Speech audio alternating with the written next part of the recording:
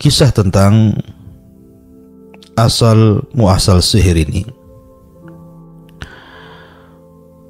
disebutkan di dalam Al-Quranul Karim, tepatnya pada surah Al-Baqarah ayat 102. Allah subhanahu wa ta'ala berfirman, wattaba'u ma tatlu syayatin ala mulki Sulaiman wa ma kafara Sulaiman walakinna syayatina kafaru yu'allimuna an-nasa as-sihra wa ma unzila 'ala al-malakaini bi Babila Harut wa Marut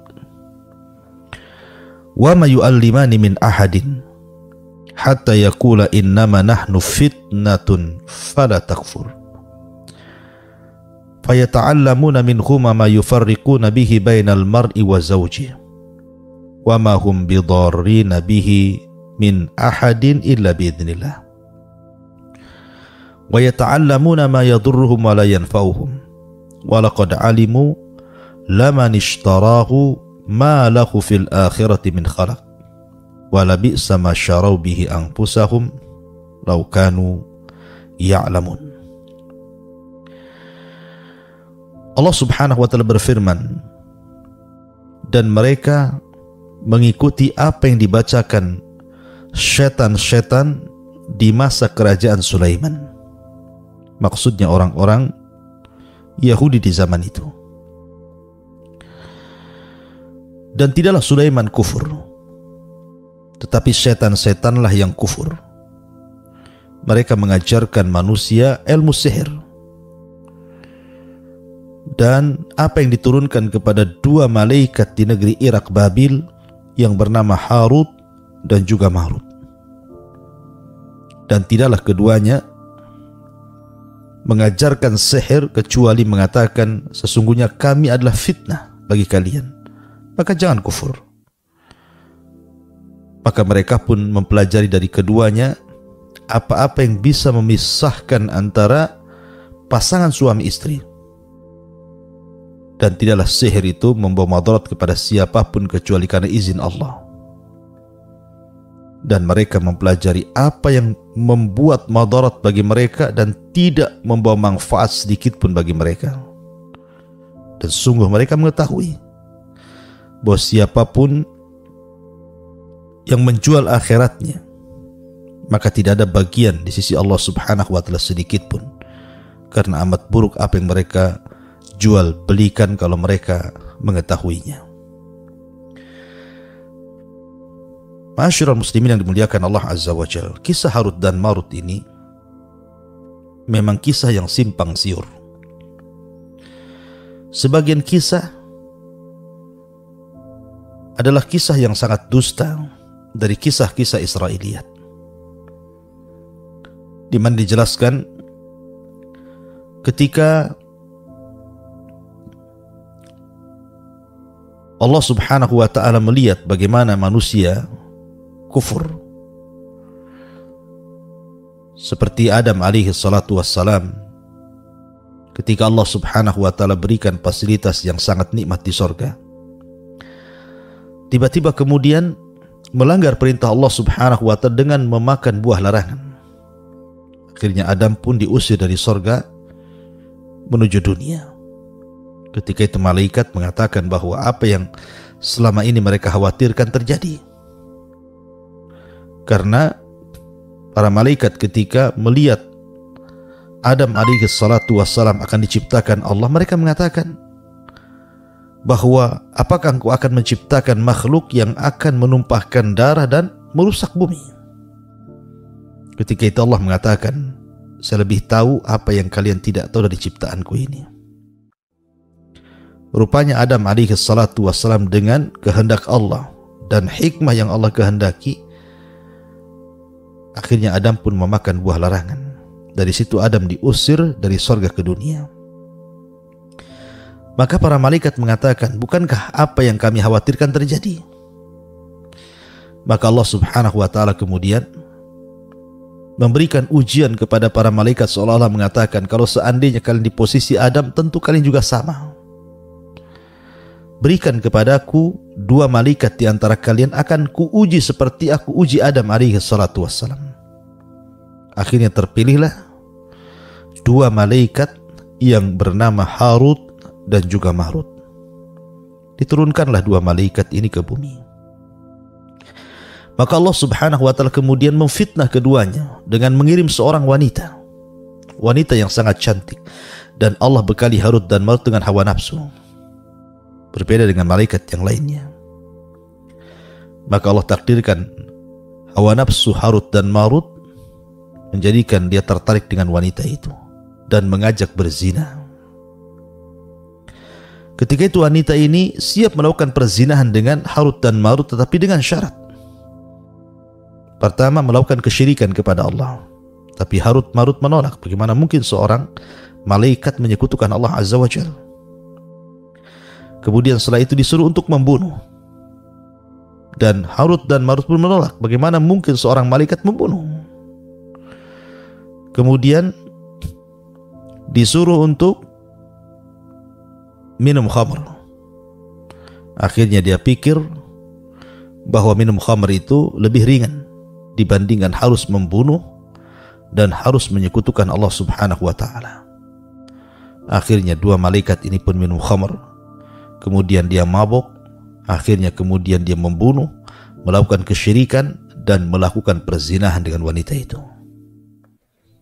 Dari sini Allah Subhanahu wa ta'ala memurka kepada Harut dan Marut, kemudian memberitahu bahwa apa yang dilakukan keduanya adalah sebuah maksiat besar kepada Allah Subhanahu wa ta'ala. Maka Harut dan Marut pun taubat dan hendak kembali ke langit. Tetapi Allah Subhanahu wa ta'ala menjanjikan kalau dia sampai kembali ke langit, maka Allah akan masukkan ke dalam Jahannam dan tidak akan pernah keluar dari Jahannam. Atau kalian tetap tinggal di bumi dan kami beri azab sampai waktu yang ditentukan. Akhirnya kemudian Harut dan Marut pun lebih suka tinggal di bumi dengan azab yang ditentukan oleh Allah Subhanahu wa ta'ala. Adapun nasib wanita yang dijadikan fitnah oleh Allah kepada dua malaikat ini, meminta kepada Harut dan Marut untuk mengajarkan Ismul A'zam, nama Allah yang sangat agung, agar dia bisa naik ke langit. Rupanya Harut dan Marut mengajarkan Ismul A'zam kepada wanita ini, akhirnya wanita ini bisa terbang ke langit. Tapi karena dia ahli maksiat, penduduk langit tidak menerimanya, maka Allah Subhanahu wa ta'ala kemudian ketika dia naik ke langit, musikhat, diganti bentuknya menjadi bintang-bintang yang ada di langit. Kisah ini kisah palsu, makdzub, karena tidak mungkin malaikat yang maksum, yang Allah Subhanahu wa ta'ala firmankan, la ya'sunallah ma amarahum wa yaf'aluna ma yu'marun. Mereka senantiasa melaksanakan apapun perintah Allah. Mereka tidak mungkin bermaksiat. Sementara kisah Harut dan Marut, tidak mungkin seorang Harut dan Marut yang dikatakan keduanya malaikat berzina, minum khamar, membunuh, melakukan kesyirikan. Naudzubillah. Subhanallah amma yaqulun. Kita bertasbih kepada Allah apa yang mereka katakan. Lalu siapa Harut dan Marut? Bagaimana kisahnya? Bagaimana sihir bisa tersebar di negeri Irak? Dan bagaimana kecintaan orang-orang Yahudi kepada sihir? Dan bagaimana Nabi Sulaiman alaihi salatu wassalam memberantas perdukunan di zamannya, sampai akhirnya sepeninggalnya tersebar sihir di mana-mana sampai hari ini. Bagaimana kisahnya?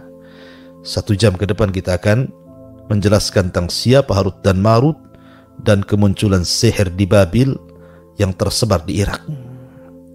Ma'asyiral muslimin, para pendengar Kiswah TV di manapun Anda berada, ketika orang-orang Yahudi mereka mulai meninggalkan Zabur dan tidak mau mengamalkan Zabur dan kemudian berpindah kepada sihir, dan itu terjadi di zaman Nabiullah Sulaiman alaihi salatu wassalam. Lah ketika itu syayatinil jin, setan-setan jin membantu orang-orang yang ada di Babil, untuk tersesat dengan sihir.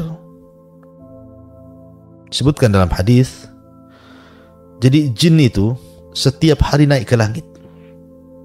Yastarikus sam'ah, mereka hendak mencuri dengar.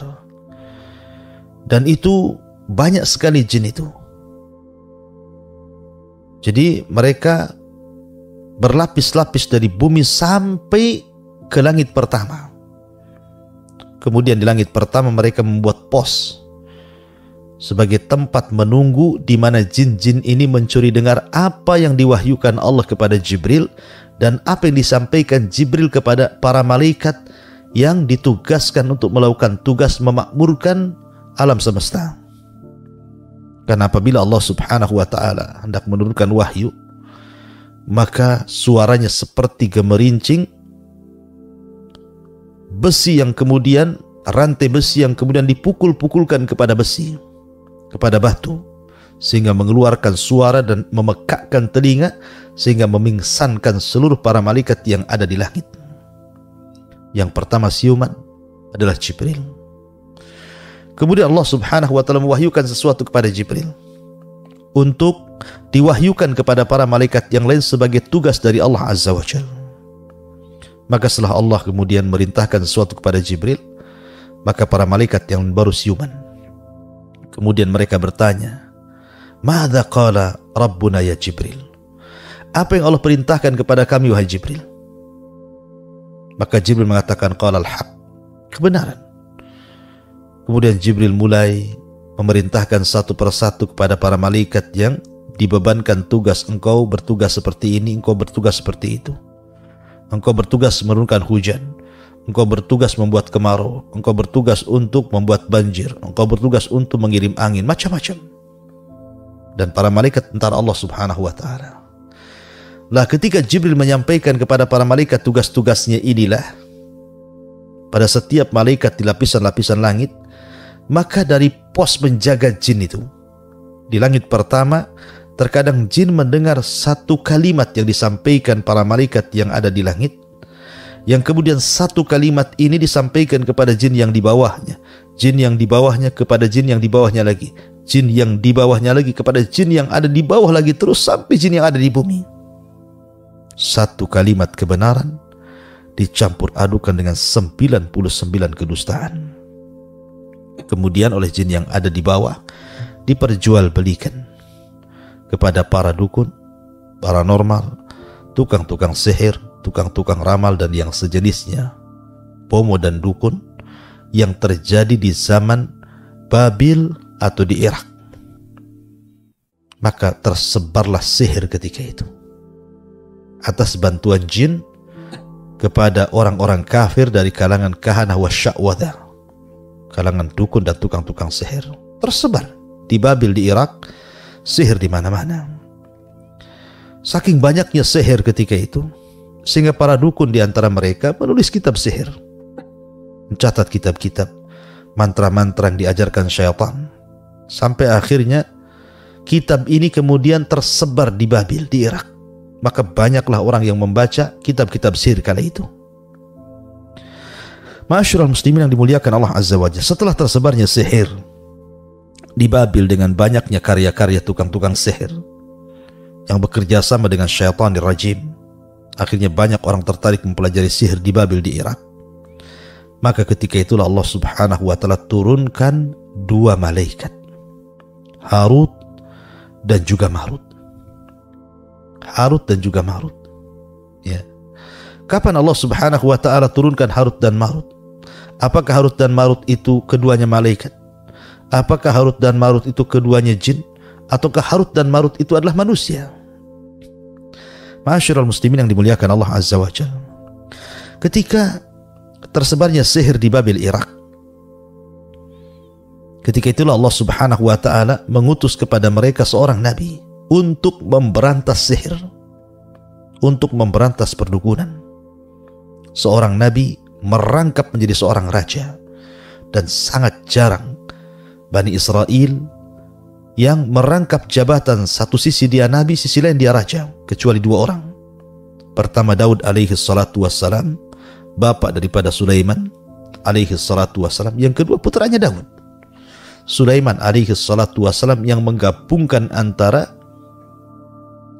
kerajaan dan kenabian. Dan itulah dua nabi dari nabi-nabi Bani Israel yang merangkap jabatan. Nah, Sulaiman pun kemudian mengirimkan pasukan yang sangat kuat, yang sangat besar untuk menangkap seluruh tukang-tukang sihir di zamannya dan merampas buku-buku yang mereka pelajari yang merupakan buku-buku andalan orang-orang yang belajar sihir. Semua buku-buku tukang sihir itu dirampas dan tukang sihir dimintai tobat kalau tidak dibunuh. Akhirnya setelah berhasil Sulaiman mengumpulkan seluruh buku-buku sihir yang tersebar di Babil, Irak, maka Sulaiman pun kemudian meletakkan buku-buku sihir itu di sebuah kotak, namanya sunduk, dan kotak itu diletakkan di bawah singgasananya. Ketika itu Sulaiman mengancam siapapun yang mendekati kotak itu kalau dia adalah jin, maka pasti terbakar. Siapapun yang berani mendekati kotak itu, kalau dia dari kalangan jin maka dia terbakar. Tapi kalau dia dari kalangan manusia maka kubunuh dia. Akhirnya selama Nabiullah Sulaiman alaihi salatu wassalam berada di singgasananya, tetap hidup menjadi seorang raja dan nabi, maka tidak ada satupun manusia yang mendekati kotak itu, apalagi jin. Sampai kemudian Allah takdirkan Sulaiman meninggal dunia bersandar di singgasananya sedang memegang tongkat. Lah ketika itu tidak ada yang tahu bahwa Sulaiman alaihi salatu wassalam meninggal dunia, sehingga jin-jin yang ditundukkan Sulaiman itu masih bekerja untuk Sulaiman. Sampai akhirnya ketika rayap-rayap mulai menggerogoti singgasananya, kemudian tongkatnya pun sama, akhirnya kemudian tumbanglah jasad Sulaiman. Kenapa jasad Sulaiman tidak busuk? Ya karena jasad para nabi dijaga Allah Subhanahu wa taala. Ketika Sulaiman roboh, kemudian manusia dan jin baru mengetahui Sulaiman meninggal. Kata jin, kalaulah kami tahu Sulaiman meninggal sejak lama, tentu kami tidak dihinakan seperti ini. Karena jin tunduk, walaupun jin kafir, mereka siap bekerja kepada Sulaiman. Kalau tidak, mereka dihukum. Sehingga mereka mengatakan seperti itu, kalau kami tahu Sulaiman sudah mati sejak dulu, ngapain kami bekerja, gitu bahasanya. Tapi itulah takdir Allah Subhanahu wa taala. Allah takdirkan jin itu tidak mengetahui yang gaib. Nah, setelah kemudian Sulaiman alaihi salatu wassalam meninggal dunia dan meninggalkan buku-buku sihir di bawah singgasananya, maka iblis kemudian menjelma menjadi orang baik. Kemudian meminta sebagian manusia untuk mengambil buku itu. Tapi banyak manusia yang kemudian menolaknya, karena tahu itu adalah buku-buku sihir. Sehingga kemudian iblis pun mencari cara bagaimana mengambil buku itu. Dari sinilah kemudian iblis ini akhirnya datang kepada seorang yang bernama Harut dan Marut. Kemudian dia mengatakan kepada Harut dan Marut, maukah kutunjukkan kepadamu sebuah pembendaharaan besar peninggalan Sulaiman alaihi salatu wassalam? Dengan kalian memiliki kotak itu, berarti engkau telah memiliki ilmu Sulaiman. Bohong. Ya, padahal kotak itu isinya buku-buku sihir. Akhirnya kemudian Harut dan Marut pun mendekati kotak itu. Kemudian akhirnya membukanya dan mempelajarinya. Jadilah Harut dan Marut menguasai ilmu tukang-tukang sihir di masa sebelum Sulaiman menjadi nabi dan rasul. Mulailah kemudian tersebar sihir kembali setelah kematian Sulaiman, dan banyak orang yang kemudian datang kepada Harut dan Marut mempelajari sihir, dan Harut Marut pun mengatakan bahwa kami tidak mengajarkan sihir kepada kalian kecuali fitnah dari Allah, maka jangan kufur. Ya.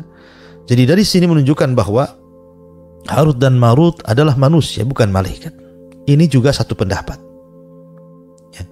Pendapat yang lain bahwa ketika di Babil setelah Nabi Sulaiman alaihi salatu wassalam diutus kemudian mencari tukang-tukang sihir, memberantas mereka. Nabi Allah Sulaiman itu punya juru tulis, punya sekretaris bahasa kitanya, yang mencatat segala sesuatu firman Allah yang Allah turunkan kepada Sulaiman, termasuk juga Asmaul Azam, nama-nama yang agung yang dimiliki Sulaiman yang kalau berdoa mustajab, ataupun firman-firman Allah Azza wa Jal untuk menundukkan jin, awan, dan yang semacamnya. Ditulis semua oleh tukang catatnya itu, oleh sekretarisnya. Ilmu Sulaiman yang terdiri daripada firman-firman Allah dan syariat-syariatnya serta nama-nama azam. Kemudian tulisan itu pun diletakkan di sunduk, sebuah kotak, kemudian diletakkan di bawah singgasana Nabiullah Sulaiman alaihi salatu wassalam. Ketika Nabiullah Sulaiman alaihi salatu wassalam meninggal dunia, akhirnya kotak itu pun dicuri oleh syaitan, oleh jin, oleh iblis.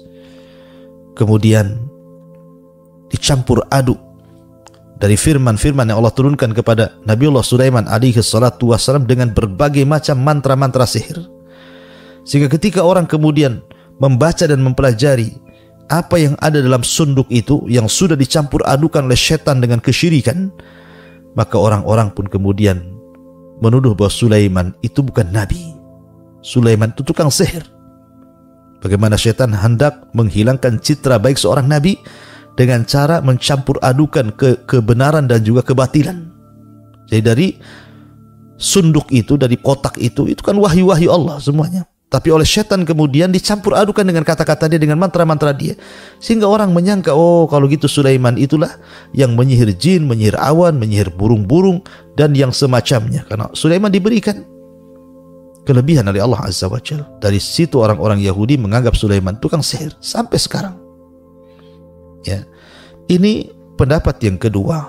Ada yang mengatakan bahwa Harut dan Marut adalah jin, adalah syaitan yang mengambil buku-buku Sulaiman kemudian dicampur adukan dengan mantra-mantra iblis. Kemudian pendapat yang ketiga, dan ini yang insya Allah mungkin lebih akrab, lebih dekat kepada kebenaran tentang kisah Harut dan Marut, bahwa ketika kesyirikan tersebar di Babil, sihir-sihir tersebar di Babil di Irak, ya, kemudian orang-orang pun mulai menjauhi Zabur, menjauhi kitab yang Allah turunkan kepada mereka, dan kemudian beralih kepada ilmu sihir. Sehingga kemudian banyak di antara mereka menulis buku-buku sihir, akhirnya dipelajari, tersebarlah sihir di Irak, di Babil. Dari sini Allah Subhanahu wa taala turunkan dua malaikat, namanya Harut dan Marut, dengan tujuan. Jadi Allah yang menurunkan Harut dan Marut atas perintah Allah, dan Allah pula yang memerintahkan Harut dan Marut untuk mengajarkan sihir. Jadi Allah yang merintahkan dua malaikat yang bernama Harut dan Marut itu untuk mengajarkan sihir kepada manusia yang ketika itu sihir sudah menyebar di mana-mana. Tapi Allah Subhanahu wa taala ingin memberikan alasan kenapa Allah menurunkan Harut dan Marut kemudian disuruh untuk mengajarkan sihir. Kata para ulama, alasannya karena satu, Allah Subhanahu wa taala ingin menguji manusia. Dengan diturunkan Harut dan Marut dan mengajarkan sihir itu, Allah ingin menguji iman manusia. Apakah iman mereka benar kepada Allah ataukah dusta kepada Allah Azza wa Jalla. Sehingga sebagian orang mempelajari sihir dan sebagiannya lain akhirnya tidak mau belajar sihir karena takut kufur. Jadi Allah sengaja ibtila saja, untuk ibtila, memberikan ujian kepada manusia tentang keimanan mereka. Kemudian yang kedua, karena waktu itu kan sihir sudah tersebar di Babil, di Irak, maka dengan diutusnya dua malaikat Harut dan Marut kemudian mengajarkan sihir kepada manusia, tapi sebelum mengajarkan dia mengatakan, jangan kalian pelajari karena ini fitnah, bisa memisahkan suami istri. Maksudnya adalah supaya terbedakan mana mukjizat, mana sihir. Supaya terbedakan mana mukjizat yang Allah berikan kepada Sulaiman, mana sihir-sihir yang dipelajari orang-orang Babil. Maka diutusnya Harut dan Marut itu untuk membedakan itu. Kemudian yang ketiga, juga supaya terbedakan antara kalam al-anbiya dan kalam sahara, ucapan para nabi dan ucapan tukang-tukang sihir. Jadi itulah alasannya kenapa Allah Subhanahu wa taala mengutus Harut dan Marut untuk menguji keimanan manusia, supaya terpisahkan mana sihir, mana mukjizat, dan juga supaya terpisahkan mana kalam al-anbiya, para nabi, dan mana kalam tukang-tukang sihir. Lah sebagian orang-orang yang kemudian kufur kepada Allah Azza wa Jalla datang kepada Harut dan Marut, orang-orang Yahudi ini, meminta agar diajarkan kepada mereka tentang sihir. Tapi Harut mengatakan, jangan, ini fitnah. Kalau kalian belajar kalian akan kufur. Maka sebagian yang lain tidak mau belajar, tapi orang-orang jahat, orang-orang kafir, mereka justru kemudian belajar sihir untuk mencelakakan manusia dengan sihir itu. Jadi inilah pendapat yang kuat wallahu alam bahwa Harut dan Marut itu dua malaikat, tapi bukan kisah seperti kisah yang pertama. Malaikat itu bermaksiat, tidak.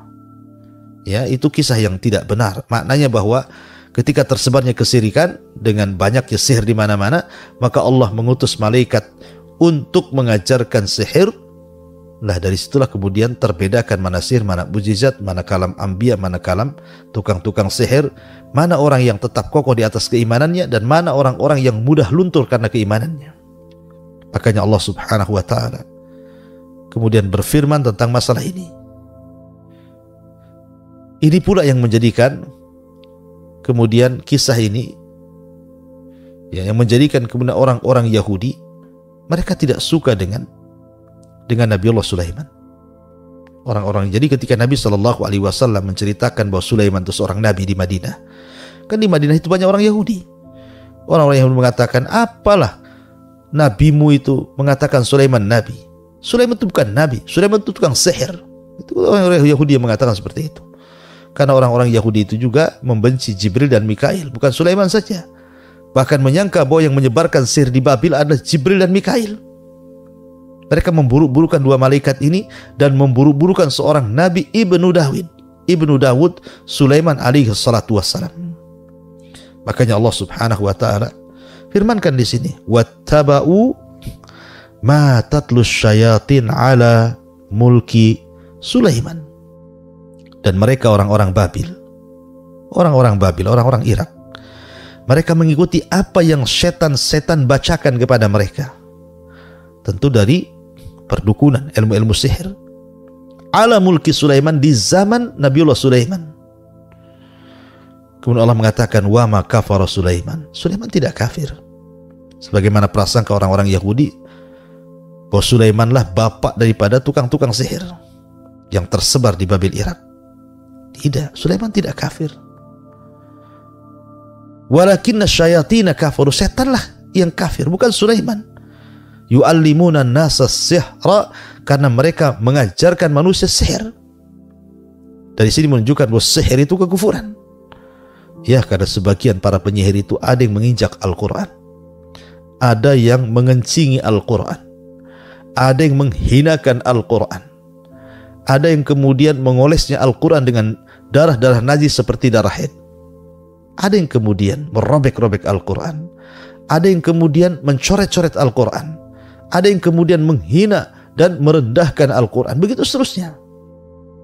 Dari sini maka sihir itu kekufuran. Makanya wajar di zaman Umar bin Khattab, Umar memerintahkan para prajuritnya untuk menangkap setiap tukang sihir dan membunuhnya. Makanya Hafsah pernah membunuh tukang sihir, Jundub ibn Junadah pernah membunuh tukang sihir, karena tukang sihir itu adalah kufur, kekafiran. Nah, Allah Subhanahu wa taala berfirman, wa ma unzila 'alal malakaini. Ma di sini artinya manafi, bukan mausul. Ada yang mengatakan seperti itu. Maknanya, dan tidak diturunkan kepada dua malaikat untuk mengajarkan sihir. Jadi Harut dan Marut tidak disuruh untuk mengajarkan sihir, karena malaikat tidak mungkin melakukan kekufuran. Kalaupun malaikat diturunkan, okelah mak di sinilah mak mausul, bukan mak nafi. Maka malaikat turun mengajarkan sihir itu karena perintah Allah. Allah yang perintahkan untuk menguji manusia dengan tiga perkara tadi yang saya sebutkan. Untuk menguji keimanan mereka, untuk membedakan mukjizat dan sihir, dan untuk membedakan kalam manusia kalam para nabi dan kalam tukang-tukang sihir. Makanya Allah mengatakan wa ma unzila 'alal malakain bi Babil Harut dan Marut. Di negeri Irak, di negeri Babil, dua nama Harut dan juga Marut. Dan saya katakan bahwa yang kuat dari seluruh pendapat kisah-kisah Harut dan Marut adalah malaikat yang Allah turunkan ke bumi untuk menguji manusia. Ada juga yang mengatakan dia adalah manusia, tapi bukan jin. Walaupun ada yang berpendapat jin gitu ya, seperti kalau tidak salah pendapat Imam Al-Qurtubi rahimahullah ta'ala, tapi sangat jauh penafsiran ini. Kalau Allah mengatakan wa ma yu'allimana min ahadin hatta yaqula innama nahnu fitnah, dan tidaklah keduanya mengajarkan kepada manusia ilmu sihir kecuali keduanya berkata innama nahnu fitnatun fala takfur, sesungguhnya kami ini sebagai fitnah kepada kalian, kami disuruh oleh Allah untuk menguji kalian sebagai fitnah, fala takfur, jangan kalian kufur. Maka sebagian mereka tidak jadi belajar, tetapi sebagian mereka fayata'allamuna minhuma ma yufarriquna bainal mar'i wa zawjih. Tapi ada sebagian mereka yang kemudian mempelajari sihir dan berhasil mampu memisahkan dan menceraikan suami istri. Dari sini kita tahu bahwa madaratnya sihir.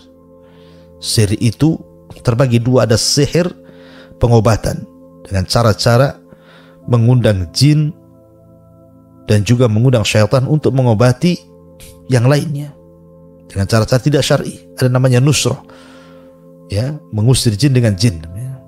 Nusrah itu termasuk amal syaitan. Ada tukang sihir itu yang jahat, yang suka menyakiti, mengirim penyakit, membuat orang stroke, sakit jantung, lumpuh, sampai kepada kematian. Ya, karena pengaruh sihir itu lama. Jangankan kita, Nabi SAW ketika disihir Labid bin A'sam, seorang Arab dari Bani Zurek yang berakidah Yahudi, ada yang mengatakan munafik, ketika menyihir Nabi SAW, Rasul tersihir itu ada yang mengatakan 40 hari, ada yang mengatakan 6 bulan, ada yang mengatakan setahun. Walaupun pendapat yang masyhur adalah 6 bulan. Sebagaimana riwayat Zuhri mengatakan bahwa Rasul terkena sihir itu 6 bulan. Bayangkan 6 bulan pengaruh sihirnya. Dan sasaran sihirnya adalah mata dan rambut Rasul, sehingga Rasul itu dihayalkan seolah-olah dia mendatangi istri padahal tidak, seolah-olah dia junub padahal tidak junub, seolah-olah dia mandi junub padahal tidak junub, tapi tetap dijaga akalnya. Dan itu ibtila bagi Rasul. Nabi SAW diuji dengan sihir sama dengan para nabi yang lain. Diuji dengan rasa sakit. Ayub 18 tahun sakit. Dan para nabi yang lain termasuk Rasul, ketika disihir itu mengalami sakit. Dan Ibnu Qayyim mengatakan Rasul pun sabar dan sabar dan sabar sampai setelah 6 bulan Aisyah radhiyallahu anha melihat Rasul aneh. Maka Aisyah menyarankan agar Rasul minta fatwa kepada Allah. Maka Rasul pun kemudian sholat setelah Isya, berdoa dan berdoa sampai waktu subuh dan kemudian tertidur. Ketika tidur itulah ditampakkan buhulnya. Maka siapapun yang terkena sihir kemudian dia berdoa dan terus berdoa, maka terkadang dalam mimpinya Allah perlihatkan di mana buhul tukang sihir diletakkan. Tinggal Anda cari dan dimusnahkan. Ya. Nah, Nabi SAW ketika disihir Labid bin A'sam atau Lubaid bin A'sam, seorang Arab Bani Zurek yang berkeyakinan Yahudi dan seorang munafik ini, maka lama pengaruhnya, baru hilang setelah 6 bulan. Itu pun diruqyah oleh malaikat Jibril dan Mikail, dan turunnya 2 surat perlindungan untuk dijadikan ruqyah, Qul a'udzu birabbin nas dan Qul a'udzu birabbil falaq. Kita lanjut, Allah Subhanahu wa taala kemudian mengatakan fayata'allamuna minhuma ma yufarriquna bihi bainal mar'i wa zawji. Dan ini tujuan syaitan, karena setiap hari iblis itu dari tengah lautan, dari singgasananya mengirim pasukan-pasukan khusus untuk menggoda Bani Adam, sehingga di antara mereka ada yang meninggalkan salat, meninggalkan puasa, meninggalkan zakat, bermaksiat kepada Allah Azza wa Jalla, dan begitu seterusnya. Tetapi iblis tidak bangga kecuali ketika melihat ada pasukannya berhasil mencerai-beraikan keluarga, maka dia langsung bangkit, merangkulnya, mengambil piala, meletakkan di kepala jin ini, kemudian mengatakan anta. Oh, kamulah, kau yang paling hebat, kata iblis. Karena ketika retaknya rumah tangga orang, maka hancur masyarakat Islam. Ya. Ma'asyiral muslimin yang dimuliakan Allah Azza wa Jalla, para pendengar Kiswah TV dan Kiswah Net, semoga Allah Subhanahu wa taala muliakan kita. Dan Allah mengatakan, "Wa ma hum bidarrina bihi min ahadin illa biidznillah." Tetapi ingat, sihir itu tidak memudarat kecuali karena izin Allah. Maka jangan takut. Kalau satu dunia tukang sihir mengancam Anda, saya akan sihir Anda, silakan sihir. Tidak perlu takut dengan sihir. Karena sihir tidak mungkin terjadi kecuali karena izin Allah Subhanahu wa taala. Illa biidznillah, kecuali karena izin Allah Azza wa Jalla.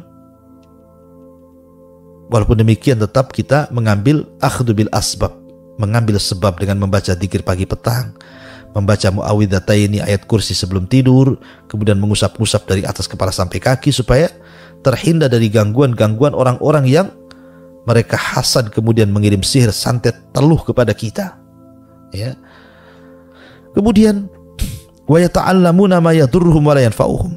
Dan sihir itu adalah ilmu yang membuat mereka madarat dan memadaratkan orang lain dan tidak bermanfaat sedikit pun sama sekali, karena itu ilmu syaitan, itu ilmu iblis. Sihir itu untuk membuat orang kufur, karena sihir itu artinya ikatan manusia dengan jin. Kan wa innahu kana rijal minal insi ya'udzuuna birijalin minal jinni fazaduhum rahaqa. Terkadang ada sebagian manusia minta perlindungan kepada jin, makin kufurlah orang ini. Karena memang sihir tidak membawa madarat, tidak bermanfaat, justru membawa madarat untuk dirinya dan madarat untuk orang lain. Makanya Allah mengatakan walaqad alimu, mereka sudah tahu sebenarnya. Laman ishtarahu ma lahu fil akhirati min khalaq, bahwa orang yang menggadaikan agama dengan ilmu sihir, meninggalkan Zabur dan kitab-kitab langit dan beralih kepada kitab-kitab sihir, mereka sudah tahu bahwa mereka akan dimasukkan ke dalam jahanam. Mereka tidak akan dapat bagian sedikit pun di akhirat di hadapan Allah Azza wa Jalla. Tapi hawa nafsu yang mendorong mereka untuk menjadi tukang-tukang sihir. Ingat, tukang sihir itu kufur, karena terkadang menghinakan syarat-syarat Allah Azza wa Jalla. Bahkan bukan itu saja, yang datang ke tukang sihir pun diancam. Man ata arrafan fasa'ala an syai'in lam tuqbal salatu arba'ina yauman. Siapa yang datang ke tukang sihir, ke tukang ramal, kemudian bertanya, belum membenarkan, salat 40 hari sudah tidak diterima. Kalau sampai membenarkan, faqad bari'a an syariati Muhammadin SAW, maka dia telah berlepas diri dari syariat Muhammad SAW, artinya kufur. Lihat, yang datang saja bermasalah, apalagi tukang sihirnya. Ya, makanya Allah mengatakan, wala bi'sa ma syarau bihi anfusahum law kanu ya'lamun. Sungguh amat buruk apa yang mereka jual belikan kalau mereka tahu. Bagaimana mungkin menggadaikan akidah dengan sihir? Di mana akal? Ya. Ma'asyiral muslimin yang dimuliakan Allah Azza wa Jalla, maka kisah Harut dan Marut ini menjelaskan kepada kita tentang pentingnya tauhid dan bahayanya kesyirikan, terutama dunia perdukunan. Maka hati-hatilah, jangan mendekati dunia itu, karena dunia itu adalah dunia syaitan, dunia jin-jin yang jahat, dunia kekufuran. Tapi mintalah sesuatu kepada Allah, tauhidkan Allah, esakan Allah, bertawakallah kepada Allah, mintalah perlindungan kepada Allah, mintalah permohonan kepada Allah Azza wa Jalla, tauhidkan Allah. Ini diantara kisah daripada Harut dan juga Marut, wallahu alam. Mudah-mudahan ada manfaatnya kisah yang singkat ini. Silakan bagi Anda yang ingin bertanya, fal yatafadhal mashkura. Jazakallah khairan Ustaz atas penyampaian materinya. Semoga pemirsa di rumah mendapatkan ilmu yang bermanfaat dan juga dapat menambah keimanan kita kepada Allah Subhanahu wa taala. Dan kami ucapkan ahlan wa sahlan kepada media sunnah lainnya, di antaranya ada Advisi Channel dan juga official akun Humairah Channel. Semoga apa yang disampaikan tadi dapat bermanfaat untuk antum semua. Dan silahkan bagi yang ingin berinteraksi dengan Ustadz dapat menghubungi kami langsung di nomor 0812 6873 3202 atau bisa juga melalui chat live di akun platform Kiswah TV di YouTube ataupun di Facebook. Nah, kita bacakan pertanyaan yang masuk di WhatsApp Kiswah TV.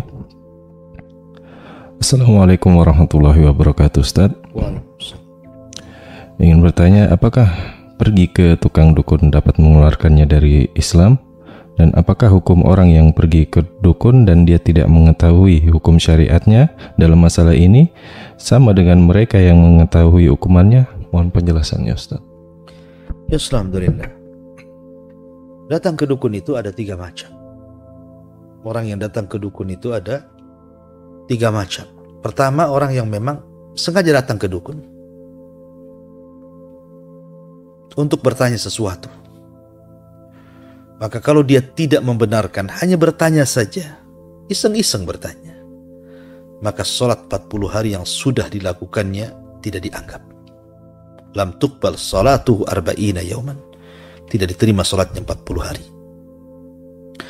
Kemudian yang kedua, orang yang datang ke dukun bukan hanya bertanya, percaya pula, yakin dia dengan dukun itu. Maka inilah yang kemudian faqad bari'a an syariati Muhammadin sallallahu alaihi wasallam. Maka dia telah berlepas diri dari syariat Muhammad, telah keluar dari Islam, kufur.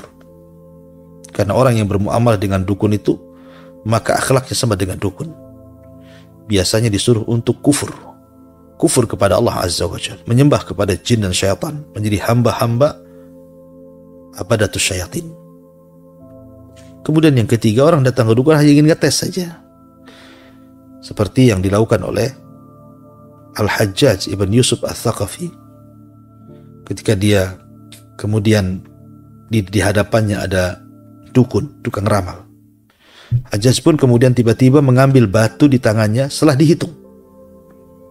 Kemudian kata Hajjaj kepada dukun itu, tahukah kamu berapa isi batu di tangan saya? Dukun itu menjawab, sekian. Benar pula. Tiba-tiba kemudian Hajjaj pun langsung mengambil batu yang lain. Setelah kemudian ngobrol panjang lebar, ketika lengah sang dukun, diambilnya batu itu tanpa dihitung, langsung diambil. Kemudian kata Hajjaj, berapa isinya? Dukun itu mengatakan, saya tidak tahu. Rupanya apa yang kita tidak tahu, dia pun tidak tahu. Apa yang kita tahu, dia tahu. Karena ada komunikasi antara korin kita dengan korin dia. Artinya kalau ngetes aja nggak apa-apa. Tapi jangan kemudian bertanya, mempercayai, apalagi sampai kemudian menggunakan jasa mereka. Maka ini terancam. Mana ata arrafan au kahinan fasa'alan syai'in fasaddaqahu lam tuqbal salatuhu faqad bari'an syariati Muhammadin sallallahu alaihi wasallam. Maka kalau Anda datang ke dukun, sekali lagi lihat Anda di bagian yang mana ini. Pertama, kedua, atau ketiga. Adapun orang yang tidak tahu hukumnya datang ke dukun, tetap saja zahirnya Anda datang ke dukun walaupun Anda tidak tahu hukumnya. Orang yang sudah tahu tentu lebih parah lagi. Kalau sudah tahu itu dukun, masih pula datang ke dukun, dan bukan untuk mengetes. Maka kalau memang sudah pernah terlanjur datang ke dukun dan Anda tidak tahu kala itu, baru tahu dan hijrah hari ini, maka banyak-banyak beristighfar. Banyak-banyak istighfar, berdoa kepada Allah Azza wa Jalla akan diterima tobatnya. Karena bagaimanapun dunia perdukunan, dunia kesyirikan, dunia sesembahan kepada selain Allah, berbahaya. Karena dalam dunia perdukunan itu ada istilah, pertama kahin, tukang ramal terhadap apa yang akan terjadi di masa depan. Kemudian yang kedua, arraf, kahin dengan arraf itu kurang lebih. Bahkan setiap kahin arraf, tapi tidak semua arraf itu kahin. Karena arraf itu bukan hanya meramalkan sesuatu yang akan datang, tapi dia juga bisa meramal sesuatu yang telah terjadi. Seperti orang hilang barang, datang ke dukun, kemudian kata dukun, oh barang kamu itu di sini. Berarti dia bukan kahin tapi arraf, tinggi lagi ilmunya. Kemudian ada namanya munajim. Munajim itu dukun menggunakan zodiak perdibintangan, media-media bintang, kemudian meramalkan sesuatu dengan bintang. Disebut munajim, ahli nujum. Lah, ilmu nujum sendiri terbagi menjadi dua, ada ilmu tasyir, ada ilmu taksir. Kalau tasyir boleh, seperti untuk perakiraan cuaca, tidak ada masalah. Tapi kalau taksir, bahwa bintang itu mau pengaruh, nah itu tidak boleh, syirik, haram. Ya. Kemudian juga yang paling akhir dalam istilah dunia perdukunan itu disebut sahir, dan ini paling jahat. Yang paling jahat karena bukan hanya sekedar mengobati, tapi tukang sihir ini bisa menyakiti, bahkan terkadang sampai membunuh, ya kan? Makanya saya sarankan kalau memang pernah datang ke dukun atau Anda yang jadi dukun, bertobatlah, kembali kepada Allah, tauhidkan Allah Azza wa Jalla. Wallahu a'lam. Nah, jazakallahu khairan Ustaz atas penjelasannya. Dan pertanyaan selanjutnya, Assalamualaikum warahmatullahi wabarakatuh Ustaz. Waalaikumsalam. Melihat fenomena di zaman ini, banyak ahli dukun dianggap sebagai wali ataupun orang yang dialimkan. Apa yang seharusnya kita lakukan sebagai Ahlus Sunnah wal Jamaah Ustaz? Mohon nasihat. Ya alhamdulillah, kita peringatkan manusia dari dunia perdukunan. Apalagi sekarang banyak dukun-dukun yang kemudian berkedok islami dengan istilah-istilah baru, keren, seolah-olah bukan dukun, seperti mengatakan ahli spiritual, ya, spiritual Islam. Ya kan, ada orang-orang yang kemudian menganggap bahwa dia adalah penasihat spiritual. Nah, ini bahaya. Ya, memang di zaman ini, ma'asyiral muslimin yang dimuliakan Allah Subhanahu wa taala, dukun itu terkadang sudah beralih fungsi. Maksudnya beralih fungsi itu, dukun sekarang berbeda dengan dukun-dukun dulu. Kalau dukun-dukun dulu memang menyeramkan. Kadang pakaiannya hitam semuanya dari kaki sampai kepala, pakai pakaian hitam, kadang pakai kalung tengkorak, kadang hidup di lereng-lereng bukit, kadang untuk menjangkaunya juga jauh, kemudian rumahnya seram, orangnya kotor, macam-macam. Tapi sekarang tidak. Rupanya dukun mengikuti kemajuan zaman. Ya, sekarang dukun tuh kadang-kadang kayak kiai, pakai jubah, pakai serban, pakai tasbih, pakai tongkat kemana-mana, kemudian zikirnya nggak berhenti gitu kan. Tapi prakteknya perdukunan. Ya, jadi kita harus bedakan. Bagaimana kita tahu bahwa ini dukun, ini kiai? Ya, kita lihat prakteknya. Kalau ketika praktek dia, contohnya umpamanya, dia bertanya-tanya soal siapa nama ibumu. Itu apa ditanya ibu? Kan dalam Islam itu justru nasab ke bapak. Karena memang itu praktek jin. Ya. Kemudian juga bertanya soal pribadi, kemudian sok-sok tahu tentang masalah yang gaib. Seorang ustaz tidak mungkin sok tahu tentang yang gaib. Karena dia tahu bahwa yang gaib tidak ada yang tahu kecuali Allah. Kenapa kemudian bicara tentang yang gaib pula dia? Seperti kemudian mampu menangkap jin, menangkap ini, menangkap itu, lu subhanallah. Ya. Jadi intinya bahwa lihat prakteknya. Kalau prakteknya menyimpang dari Islam, tidak menggunakan sistem ruqyah yang syar'i, malah ruqyah yang syirki, maka nggak mungkin ini dilakukan seorang kiai, ya seorang ustadz, pasti dia dukun. Walaupun penampilannya beti saja, beda tipis gitu istilahnya ya. Nah, jadi di masyarakat Anda sebagai orang yang paham akidah dan tauhid, terus peringatkan masyarakat, peringatkan manusia, jangan sekali-kali terkecoh dengan dunia perdukunan karena akan menyesatkan mereka. Ya, dukun ini kan ngeri, kesyirikan yang paling tinggi karena mereka menyembah setan masalahnya. Wallahu a'lam. Insyaallah, jazakallah khairan Ustaz atas penjelasannya. Dan pertanyaan selanjutnya, Assalamualaikum warahmatullahi wabarakatuh. Waalaikumsalam. Dari saudara Ibrahim di Pontianak. Di tempat ana setiap malam Jumat ada makanan yang ditaruh pada tempat keramat. Lalu setiap malam Jumat itu saya dan kawan-kawan selalu mengambil sesajen tersebut untuk dimakan rame-rame. Mohon penjelasannya Ustadz, apakah makanan ini halal atau saya berdosa karena mencuri makanan tersebut? Syukran. Alhamdulillah, lihat makanannya. Kalau makanannya bukan terkait sembelihan, tidak ada masalah, seperti roti, buah-buahan. Tapi kalau makanan terkait sembelihan tidak boleh. Ada daging ayam, daging sapi, daging unta, daging-dagingan di situ, daging burung, tidak boleh. Karena sembelihan itu terbagi menjadi 4 macam. Ada orang yang ketika menyembelih membaca basmalah, diniatkan karena Allah, maka ini sembelihan tauhid. Yang kedua, ada orang yang ketika menyembelih membaca basmalah, tapi diniatkan bukan karena Allah, seperti tadi sesembelihan sesajen tadi. Terkadang menyembelihnya baca basmalah, tapi diniatkan bukan karena Allah, untuk keramat, untuk tempat-tempat klinik. Nah, itu tidak boleh, haram, karena niatnya salah. Kemudian yang ketiga, tidak baca basmalah, diniatkan pula untuk Allah. Ya, ini pun tidak bisa dimakan, karena syarat dimakannya sembelihan itu kalau baca basmalah. Kemudian yang paling parah, sudah tidak baca basmalah, diniatkan pula karena Allah. Ini udah kuadrat dosanya. Jadi masuk yang mana ini? Tentu masuk yang kedua. Walaupun dia baca basmalah, tapi kalau untuk sesajen tetap haram, tak boleh, jangan dimakan. Kecuali kalau memang tidak berkaitan dengan sembelihan, kayak jeruk, salak, buah-buahan, roti, tidak ada masalah. Tapi kalau sudah kaitan dengan sembelihan, haram, tidak boleh dimakan. Wallahu a'lam. Jazakallah khairan Ustaz atas penjelasannya. Dan pertanyaan selanjutnya dari saudara Edi di Cimahi. Bismillah, Assalamualaikum warahmatullahi wabarakatuh. Waalaikumsalam. Saya ingin bertanya Ustadz, kalau ada orang Islam meninggal karena santet, apakah nanti di hari perhitungan hukumannya sama dengan orang digibah Ustadz? Mohon penjelasan. Alhamdulillah. Kena santet itu adalah ujian. Karena biasanya orang kena santet itu kan jadi sakit dia. Dan orang sakit kalau dia sabar, maka akan dihapuskan dosanya, diangkat derajatnya. Oleh karena itulah, maka kalau Anda diuji sakit hari ini, maka lakukan seperti yang lakukan Nabi Ayub alaihi salatu wassalam, tidak mengeluh sama sekali. Walaupun dengan ada usaha penyembuhan, tetapi jangan sampai menolak takdir, mengeluh. Apalagi tasahud, marah kepada Allah Azza wa Jalla, tidak boleh menolak takdir. Ya.